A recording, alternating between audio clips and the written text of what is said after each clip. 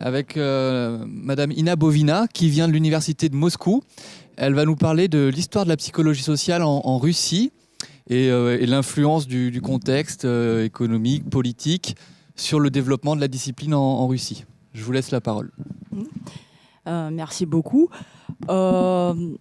Oui, je suis Ina Bovina, c'est effectivement, juste une petite précision, je viens de l'Université d'État de Moscou en psychologie et en sciences de l'éducation, et c'est pas la même chose que l'Université Lomonosov, où je suis originaire.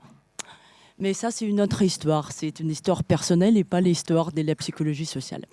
Donc, pour donner les sens internationaux à ces colloques-là, en fait, je dois dire que c'est une seule image que vous allez voir en français. Et ici, là, je vais mettre les points et je vais passer en anglais. Because I hope that I would be much more clear speaking English, and you will be less disturbed by my accent in French and by my mistakes as well. So I apologize for those who can't follow me in English, but I'm scared not to be able to be as good as I'd like to be in French. So, first of all, I'd like to say that we can play with the citation done by Oscar Wilde, saying that anybody can make history, only a great man can write it.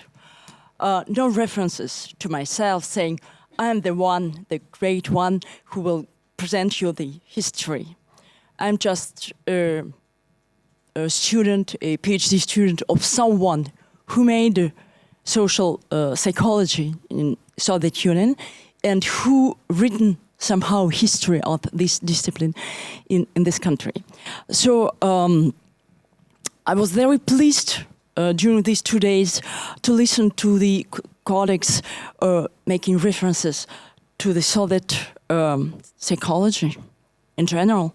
We've heard about Vygotsky. We've heard about Zeigarnik effect, a pupil of Levin, and sometimes it's cited like Levin effect. We've heard about Martin, and so on and so forth. But we didn't hear a lot about social psychology. So I will try to say a couple of words about this. So let's start. We normally we see the stages of the development of the scientific discipline, saying it starts from this time and then it goes to this time and then it goes to this time. Let's say that it happens that in Russia, the point of reference is the Revolution of October 1917.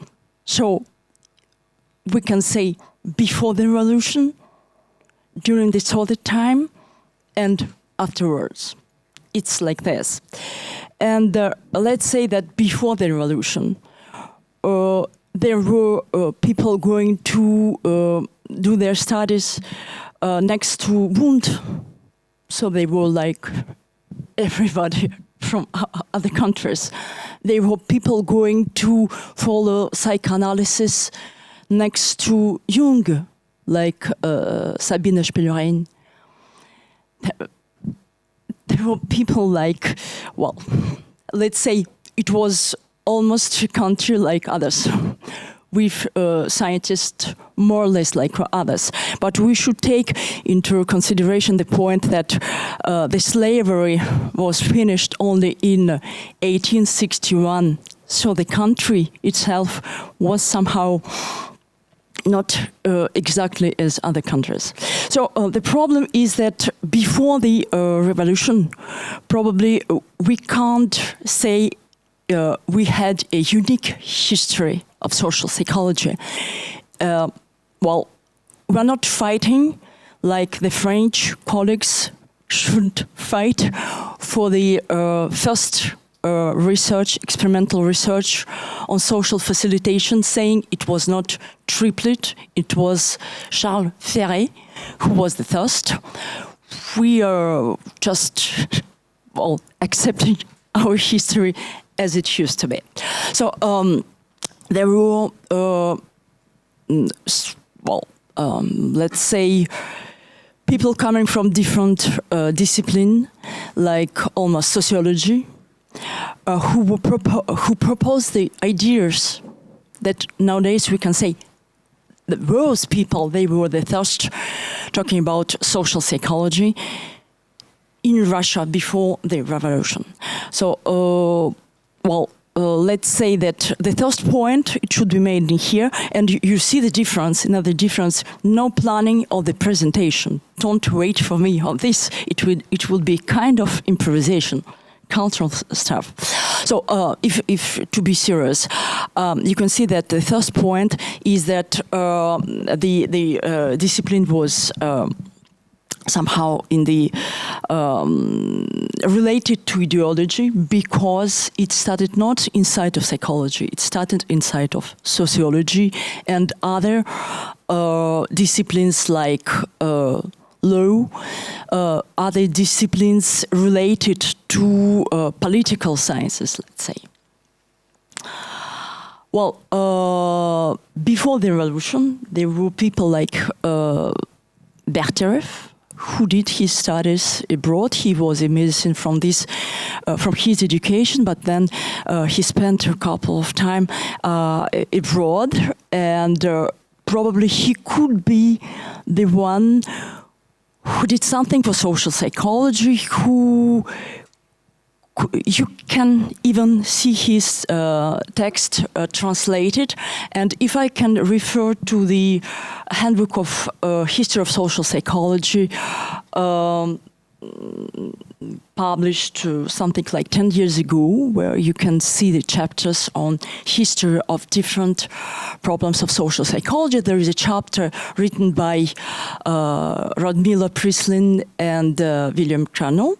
So they made some references to the text of Berterev because they were translated into English. So the one who could be known in here. So we can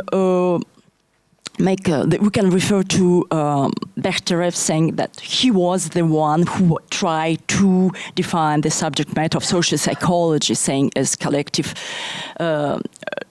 reflexology, and he tried to work on social influence mechanism. He tried to make social psychology as a matter of objective science, objective science, let's say.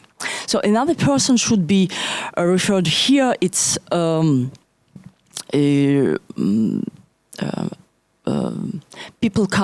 person coming from the discipline of law, Petrozhitsky. He was a political person because he participated in Duma, and he was also an advocate, and he even proposed a psychological theory of law. Just to say, gone from the country after the revolution, and he ended up really quickly after the revolution, let's say. And the third person should be named in here, that's Kovalevsky, also a person coming from the field of law, but invited by Berterev to give some lectures on sociology. So it's something you can see, it's not there, it's not quite, well, I don't want to say typical, but it's quite different what you could imagine as a history of social psychology, because we don't see the psychologists, we see others, but not psychologists. Well, we have this history. And then we will say that predominantly they were other scientists and not psychologists. As I said before, there were a couple of pupils of Wundt, but they didn't work. They didn't apply their ideas in order to say something about social psychology. And then, we will say it was before the revolution, and now it's something different. So the difference was that actually we should, making the timeline of social psychology, of history of social psychology, almost history of social psychology, we should say there were two main points about the social psychology discussion, about the subject matter discussion in the 20s and later in 50s and 60s. So probably at the time when the other people who could be mentioned now as social psychologists were doing their experimental research everywhere in the world, but in the Soviet Russia, people were discussing the subject matter or the discipline, and that was a very important point to fix up. It was the very important domain to talk about. So, let's say that the life changed after the revolution, and the how to be politically correct, scientists needed to respond to the challenge of the historical situation. Well, the idea was to base the scientific knowledge on the ideas of Marxism. Let's say that there were some scientists in Russia before, like Georgy Chelpanov, the one who was working in general psychology, the one who said that, okay, if we are talking about social psychology, about the subject matter of social psychology, well, let's say that we need to have two psychologists. We need to have experimental psychology that should be out of ideological influence, out of philosophical ideas. It should be just psychology. And another one, it should be social psychology, okay? It should be a Marxist psychology, okay? But we should split it. Probably he was the one who explained his idea, and it was a minority idea. Even he was the one who organized the research institute, the first research institute in Russia before the revolution, and it looks like he did it even before other countries. So at least something was in advance. But I can't say against him, but there were quite different positions. People who didn't agree with him, like Blonsky, like Bertyrov, they were saying that no, we need to have social psychology. We need to have somehow to integrate the Marxist ideas inside the social psychology. So for Blonsky, for example, the subject matter of social psychology should be behavior of an individual, and this behavior should be seen as a function of the surrounding society. And it should be only one psychology. We don't need to split it. And for Bertyrov, I said before, he wanted to make a collective reflexology as a social psychology, and he was quite, let's say, active in establishing universal laws of social words, among others, and he was just taking the gravitation, inertia, relativity, and so on and so forth, in order to explain the social phenomena. The only positive point that could be still taken into consideration in his works, that the collective is an entity. We should not see a group as a sum of individuals. It's an entity. That's a good idea. Well, among other positions at that time, we can name some more persons like Artemov, like Kornilov, like Reisner, and probably the hero that should be underlined here, it's Kornilov, because when he made his presentations, then he proposed his very simple and clear idea: we should put Marxist ideas into psychology. Well, his words were taken by Histoire journal, so it's like a sign that the state supports this guy, supports this position. And he entered into the history of psychology in general and social psychology in particular, because he wanted to study the collective reactions towards the stimuli. So that was about the psychology. And that was his place about the subject matter of psychology and the content of the new discipline. So, well, let's say that if we will refer to the historian of psychology, Antonina Jdan, we can say that at that time it was almost Marxist phraseology and not a real integration of the Marxist ideas into the discipline, into psychology in general and into social psychology in particular. Well, the 2 points that were mixed up at that time, according to Galina Andreeva, it was a point about the social determination of mental processes. And at the same time, it was a point about the phenomena, the social phenomena that should be studied. Well, anyway, there were no consensus concerning the subject matter or the discipline. Referring to Vygotsky analysis, we could say that the problem was that all these guys, they denied the consciousness is the important point inside the discipline, so they couldn't build out the new system, the new scientific system without this concept.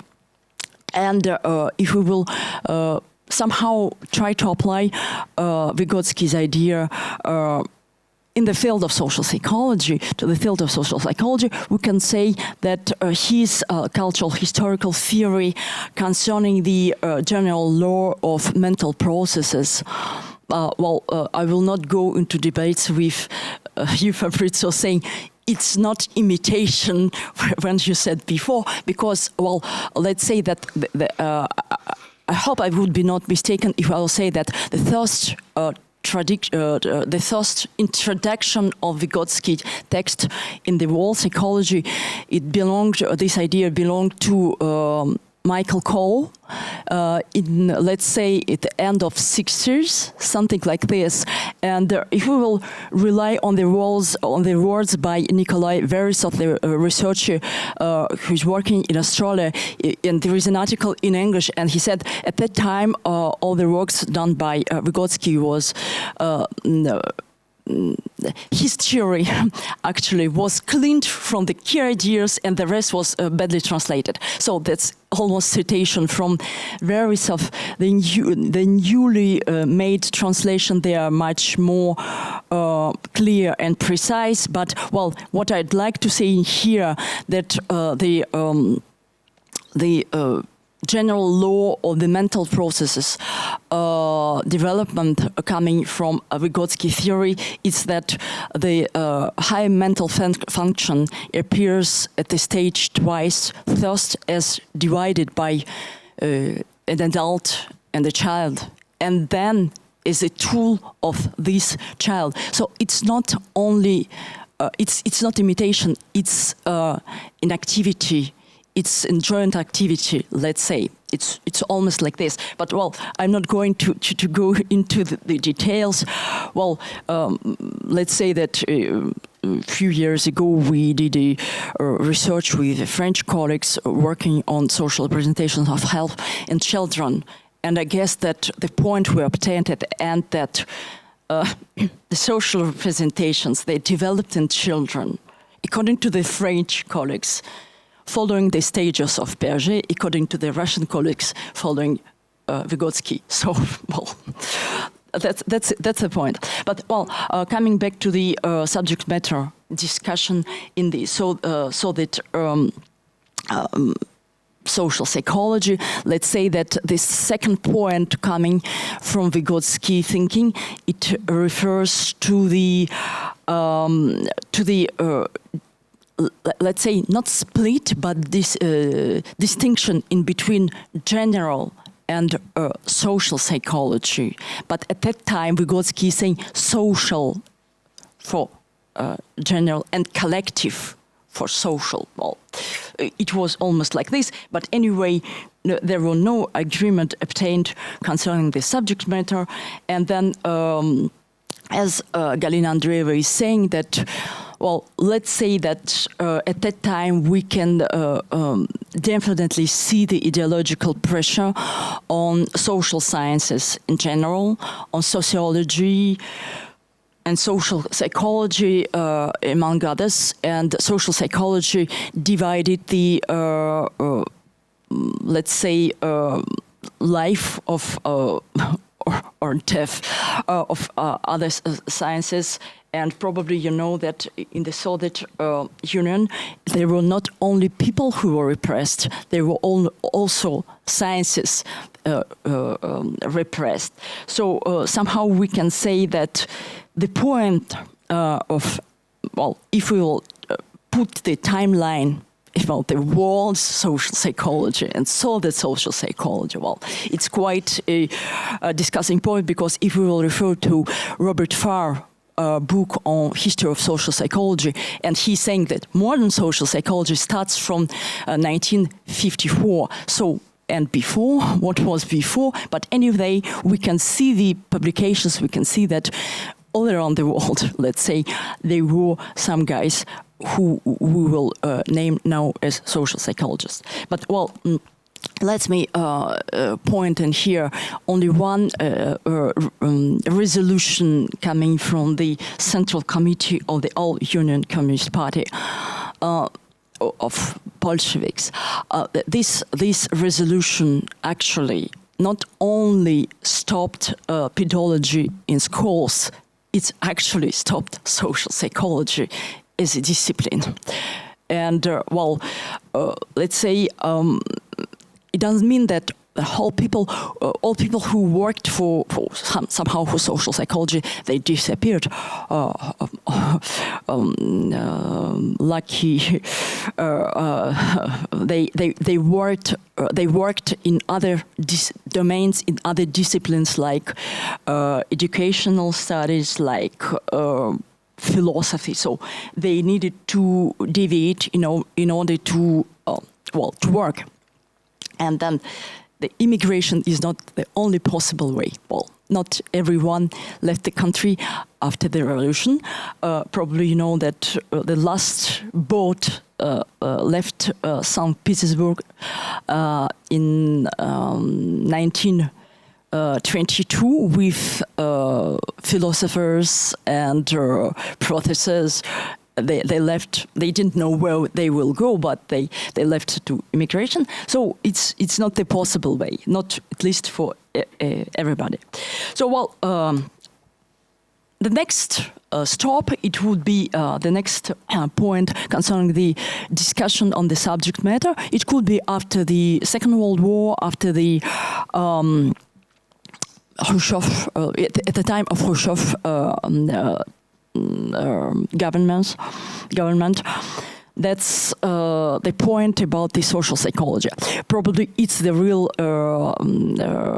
appearance of social psychology is an independent discipline. So, well, the 2 points could be seen as the reasons to talk once again about the subject matter, about the discipline.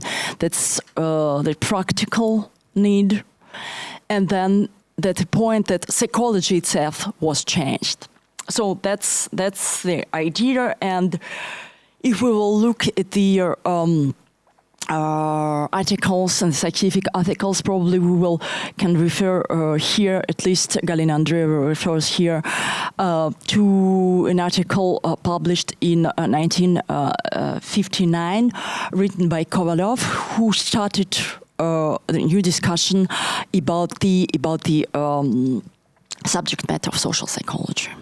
And at this time, there were, let's say, somehow two approaches presented on the stage. There were somehow like sociologists who are trying to say that, well, we need to study mass phenomena of mental processes, so we need to study this. And another approach, another tendency was presented, well, almost by psychologists. They were all people coming from the philosophical background who wanted to talk about an individual and all these processes like communication, interpersonal relations, and so on and so forth. So, as you can imagine, the third approach appeared, and it was an approach who synthesized both ideas. So we will see, the one hand, the mental processes, mass mental processes, and at the second hand, we will see the individual and all these things. So, well, the point was that the sociologists and psychologists, they agreed that social psychology has right to exist. And the interesting point in here for Galina Andreeva is that social psychology is a discipline appeared inside psychology. So it didn't appear inside of sociology. If you can follow me, and if you can see, before the revolution, it was almost on the side of sociologists and social scientists in general, and not psychologists. But when it really appeared in 60s, it was another story. And here, ideological mistakes, that's the language, could be very well known to someone who is interested in social psychology, in social history as well. So, well, we should correct the ideological mistakes.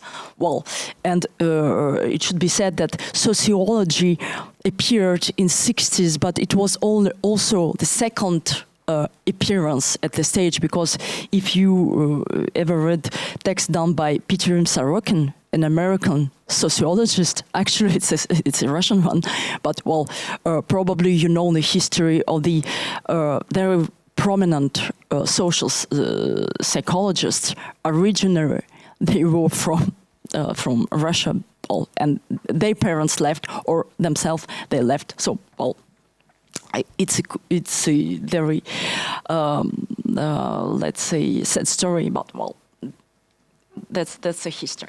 Well, so the point that Galina Andreeva is making here, that, well, it's not an excuse to say, that's a condition, but, well, what can you do about the fighting with the state, about the if you have a look at the political repression starting from 1917 goes to 1953, that's the death of Stalin and the whole history. So you will probably understand why it happened as it is.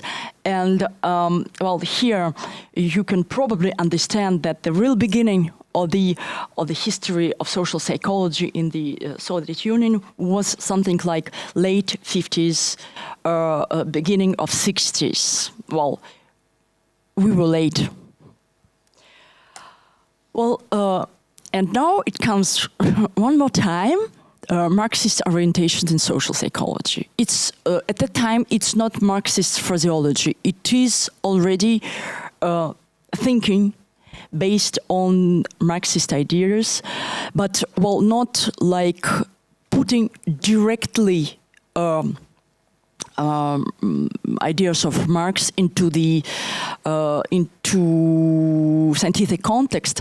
It's something like mediation. It's something like in social psychology, of course, we followed two main theories, two main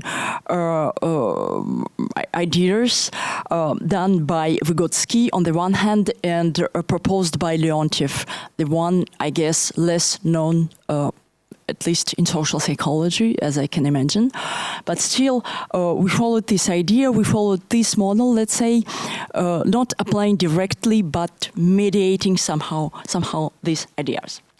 So, well, if we will see in here, well, applying Marxist ideas to social psychology, to the subject matter, to the domain, to the content of social psychology, we will probably, following Galina Andreeva thinking, and she said that, well, the cultural historical theory done by Vygotsky was used for social psychology is a matter of social historical forms of activity and ideas proposed by Leontiev about a theory of activity. They could be seen, definitely seen, in the idea of analysis of group, of collective activity, of joint activity, if you like, and it could be seen as the in the main object of research. That's the group. So, well, if we will have a look at the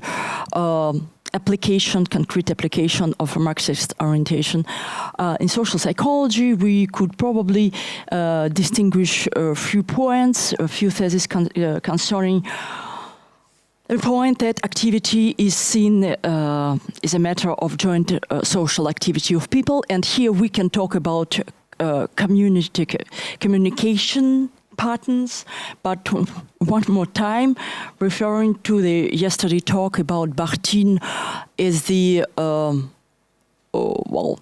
the guy who inspired Ivana Markova in her approach to social representations. I could say that if you really read Bakhtin, you need to read it in Russian, because he's saying that it is dialogical общение. It's not communication. It's a term you will see afterwards, but we also created our categories that no one can understand, but we understand it inside. Well, you can probably do the analysis of history of social psychology, saying they even created their own language, not to be clear for outside. But well, it's not me who is saying, it's she here who written in this book. So I'm just repeating and transmitting his ideas. So the second point is that the group, that's the subject of activity. And the important point here, I'm not going to say, we were in advance in comparison with you. It will take into consideration the modern criteria of applications. You'll probably see that, if I'm not mistaken, that the journals, the scientific journals, they're not very interested about the students' sample. They're interested about the real groups and real conditions, the people outside of university. So our thesis concerning the social psychology research, it was the research in real group, in real social groups. It was the starting point. Well, probably because we couldn't make an experimental social psychology, so we went to see reality. Well, that's a joke. So the last point, that the system of social relations, it was taken into consideration in social psychology and in group research done in social psychology. Well, I will skip this and I will jump to the key categories on social psychology. You can probably recognize the Marxist connotation in the words, almost concerning the social relationship and social consciousness, reflection, but activity is also comes from this philosophical background, but общение, that's the word you can't understand. Probably the one who speaks German can make some parallel in between общение and the word in German, but it's definitely not communication and not communication. It's bigger. It's something bigger. Well, if we will define, as Galina Andreeva, the one who created social psychology in at least at Moscow State University, the Department of Social Psychology, she defined subject matter of social psychology in her handbook on social psychology, spread in the whole Soviet Union, probably we can say so, and even translated into several languages of the East European countries.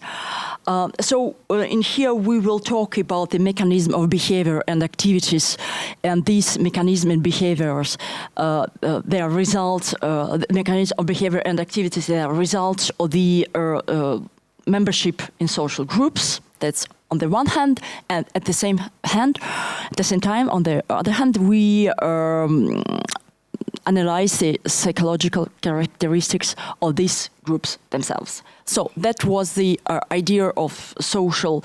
We were talking along from the 20s, and finally in 60s we defined what should be social psychology, and we started to work in it. So if we will take his timeline, we will say that the first laboratory on social psychology was opened at Leningrad State University by Kuzmin in 1962. So if you see what's going on in here or in the States, well, it's quite different. But well, I'm just saying about history. 1966, that's the Faculty of Psychology was opened by Ananiev, and then 2 years later, it was the Department of Social Psychology foundly created in still Leningrad State University. So it should be said that the applied orientation of research in social psychology was quite characteristical for social psychology in Leningrad. So when it comes to social psychology in Moscow, Alexei Leontiev founded Faculty of Psychology at Lomonosov Moscow State University in 1966, and then in 1972, Galina Andreeva created Department of Social Psychology at the same department at the Moscow State University. So the Institute of Psychology at the Soviet Academy of Sciences was created by Lomov the same year as the Department of Social Psychology at Moscow State University. Well, let's say that it should be said some words concerning the, how East meets West, because it was a very important point. Probably those of you who are members of the European Association of Social Psychology, you're familiar with these East-West meetings. There were 11 meetings like this. The last one was in 1998. I had an honor to be invited. It was the last meeting, and it was said, well, now it's over. It's not divided East and West. No. We are social psychologists. Let's hope for the best. Well, let's say that at the 1970s, we definitely can see the progress inside the social psychology, because if in 30s and 50s, social psychology was seen as a bourgeois science, we didn't need this, because in the Soviet socialist society, we have our different sciences, needs, and so on and so forth. Well, but let's say that I guess that even at the time of Soviet social psychology, it was not a real unification, because well, let's say it was all the time split. If you're writing a dissertation, if you're writing a PhD paper, you should criticize the Western social psychology, and then you should put the good idea from Soviet social psychology to say, well, you can see it will bring us to our research, not your social psychology. But still, well, let's say at the end of 70s, the first members of European Association of Experimental Social Psychology at that time appeared, let's say, on the West. It was, Galina Andreeva is saying that it was really because of Moscovici and Teschel. They helped a lot to the Soviets to be integrated into the European Association. And then, if we will refer to the that's a citation as far as I could translate it, coming from Schicherev's book, it's really was something like this. When we met each other, we felt our difference. I can even say that when it was my first and the only one summer school on behalf of European organized by European Association of Social Psychology, it was a time for social comparison processes, because when you came to other social psychologists, even at the stage of PhD point, you're making comparisons. And do remember one German colleague coming from Eastern Germany. And he said, well, I couldn't imagine that Soviets could speak English. You were better than me. You could make jokes and people were laughing. They were holding what you're saying. I couldn't do it at the same time. Well, it was a matter of comparison with now very prominent social psychologists. I will not give you the names, but their articles are presented in the best social psychological journals. At the time of summer school, it was a comparison to say, if we learned the same social psychology and as you did, so well, that's the story. So you can probably laugh at what saying Schicherev, but at least we felt like this. Well, if we will have a brief look at the one of East-West meeting taken in 1974, you will actually the list of names taken not from the archives of Soviet agents, it's taken from Moscovici and Markova, a book entitled The Making of Social Psychology. So there is a reference there, just to give you an idea of the scientists coming from the East and coming from the West. From today's point of view, they were the best, the most, the first. Let's say, looking at the very prominent social psychologists coming from Eastern Europe, Eastern Europe and Western Europe and the States. Well, I will not go into details saying, you know, Bronson Brunel, actually, that's our guys. He names not Uri, but Yuri, and so on and so forth. Well, it's not about this point. Well, we will say it was almost like some cooperation in the space. The time then Zions, Festinger, and Campbell came to Moscow for a conference. It was something like this. Well, let's say that there is a very interesting book, an old one, but a very interesting book coming from published in 1979, but actually talking about the Congress in Canada when, still East was going to meet West. Well, I can only say that if you will have a look at the list of the participants, you will probably notice, I'm talking about the history of social psychology, so I will keep on this position. You will probably notice some person, and it's not possible to find any publication coming from this person, but still they were among the others. Probably I will not open the secret, but I will at least explain. But when we're talking about ideology, probably you've noticed that the question of existence of this discipline was defined by ideology. The question of what we will do inside this discipline was defined by an ideology. I can even take a risk to say that even the results somehow were defined by ideology. And then when the Eastern social scientists were going to meet Western ones, they were accompanied by the members of the state who were somehow observing them, who were somehow protecting them from the influence of Western colleagues. So in the